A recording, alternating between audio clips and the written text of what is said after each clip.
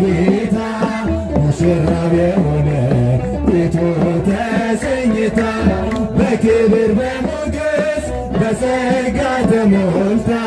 ደምቃ ትኖራለች ለዓለም አምርታ ደምቃ ትኖራለች ለዓለም